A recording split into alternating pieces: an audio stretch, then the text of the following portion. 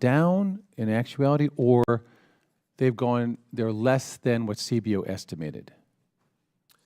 I think what I said is after 2016, so current premiums are between 12 and 20% lower than ingoing estimates, and I can get you the site for that. Then estimates. They're lower than estimates? They're lower than they were estimated to be at this time, and I can get you the site. Well, I just want to deal with reality, not estimates, because with CBO is not held in high esteem in terms of always being accurate. It wasn't CBO.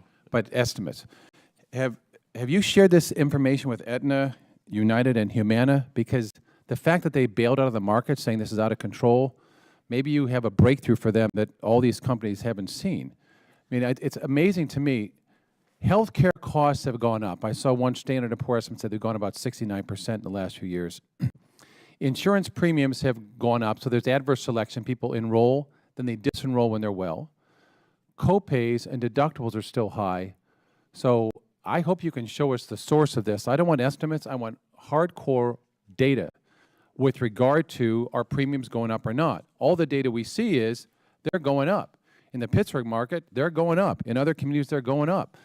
Co-ops are failing because they can't handle the finances. So unless something is heavily subsidized or old or a problematic healthcare program, the costs are going up, and that's why people aren't signing up.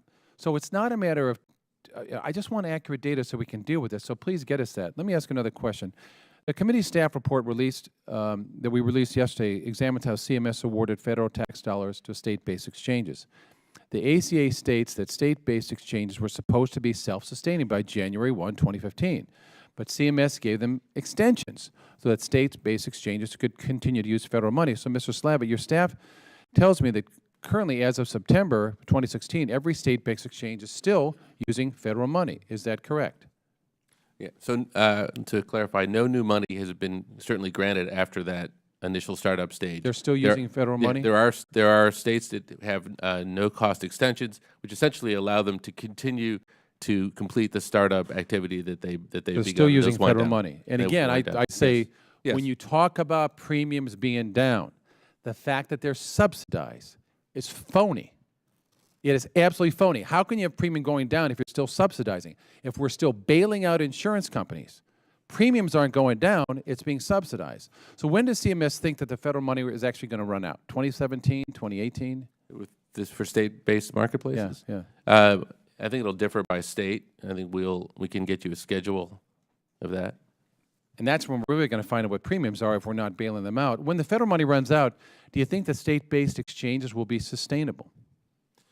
Well, I think each state has its own calculation. As people are probably aware, Kentucky most recently has decided to move off of the state-based platform to the federal platform. I wouldn't necessarily say that was for reasons that they weren't sustainable. They just chose that they'd rather be on the federal platform than the state-based platform, and I think that's for a variety of reasons. That's obfuscating here, because these are not just things as, hey, let's all get together and let's just switch to a different platform. It's because they've been financial disasters. And let's go to the co-ops. You've got 17 closures. One closed just this week. The HHS OIG issued an audit just a few months ago, finding that 4 of the remaining 6 co-ops fell below CMS risk-based capital requirements. So do you think all the remaining 6 co-ops will survive the next few months to enroll individuals for the 2017 plan year?